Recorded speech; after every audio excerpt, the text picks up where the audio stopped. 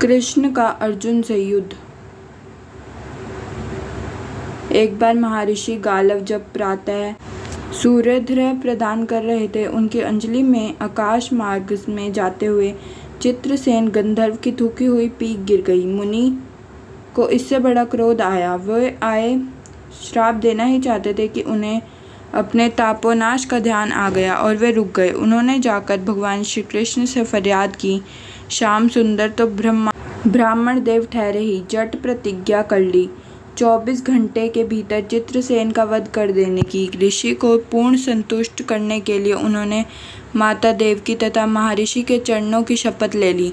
गालव भी आधे लौटे ही थे कि देवऋषि नारद वीणा चकराते पहुंच गए। भगवान ने उनका स्वागत अतिथि किया।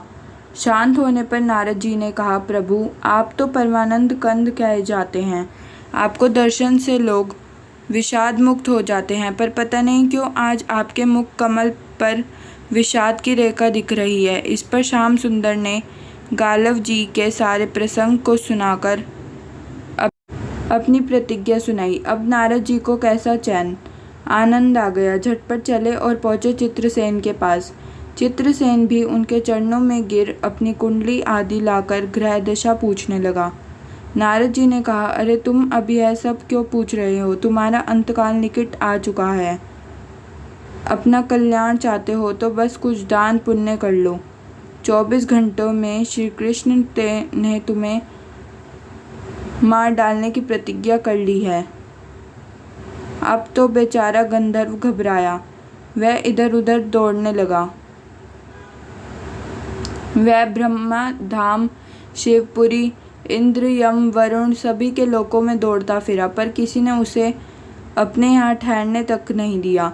श्री कृष्ण से शत्रुता कौन उधार ले। अब बेचारा गंधर्व राज अपनी रोती पीटती स्त्रियों के साथ नारद जी की ही शरण में आया। नारद जी दयालु तो ठहरे ही, बोले, अच्छा यमुना तट पर चलो। वहाँ जाकर एक स्थान को दिखाकर कहा, आज आधी रात को यहाँ एक स्त्री आएगी। उस समय तुम ऊंचे स्वर में विलाप करते रहना। वह स्त्री तुम्हें बचा लेगी, पर ध्यान रखना जब तक वह तुम्हारे कष्ट दूर कर देने की प्रतिज्ञा ना कर ले, जब तक तुम अपने कष्टों का कारण भूलकर भी मत बताना। नारद जी भी विचित्र ठहरे। एक ओर तो चित्रसेन को यह समझाया, दूसरी ओर पहुंच गए अर्जुन के महल में सुभद्रा के पास। उससे बोले, सुभद्रे आज का पर्व बड़ा ही महत्वपूर्ण है। आज आधी रात को यमुना स्नान करने तथा दीन की रक्षा करने से अक्षय पुण्य की प्राप्ति होगी। आधी रात को सुभद्रा अपनी एक और सहेली के साथ यमुना स्थान को पहुंची। वहां उन्हें रोने की आवाज़ सुनाई दी। नारद जी ने दीनोद्धार का महात्म्य बतला ही रखा था। सुभद्रा ने सोचा, चलो अक्षय पुण्य लूट ही लूँ। वे तुरंत उधर गई तो चित्रसेन रोता मिला। उन्होंने लाख पूछा, पर वह बिना प्रतिज्ञा के बतलाए ही नहीं। अतः मैं इनके प्रतिज्ञाबद्ध होने पर उसने स्थिति स्पष्ट की। अब तो यह सुनकर सुभद्रा बड़े धर्म संकट और असमंजस में पड़ गई। एक और श्री कृष्ण की प्रतिज्ञा, वह भी ब्राह्मण के लिए, दूसरी ओर अपनी प्रतिज्ञा। अंत में शरणागत त्राण का निश्चय करके वे उसे अपने साथ ले गई। घर जाकर उन्होंने सारी परिस्थिति अर्जुन के सामने रखी। अर्जुन का चित्रसेन मित्र भी था।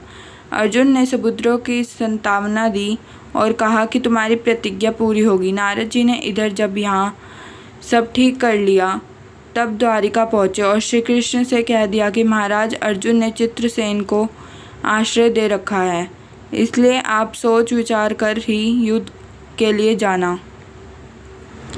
भगवान ने कहा, नारद जी एक बार आप मेरी ओर से अर्जुन को लौटाने की चेष्टा करके तो देखिए। अब देवऋषि नारद पुनः दौड़े हुए द्वारिका से इंद्रप्रस्थ पहुँचे। अर्जुन ने सब सुनकर साफ कह दिया, यद्यपि मैं सब प्रकार से श्री कृष्ण की ही शरण हूँ और मेरे पास केवल उन्हीं का बल है, तथापि अब तो उनके दिए उपदेश छात्र धर्म से कभी विमुख न होने की बात पर ही दृढ़ हूँ। मैं उनके बल पर ही अपनी प्रतिज्ञा की रक्षा करूँगा। प्रतिज्ञा छोड़ने में तो वे ही समर्थ हैं। दौड़कर देवऋषि अब द्वारिका आए और ज्यों का त्यों अर्जुन का वृत्तांत कह सुनाया।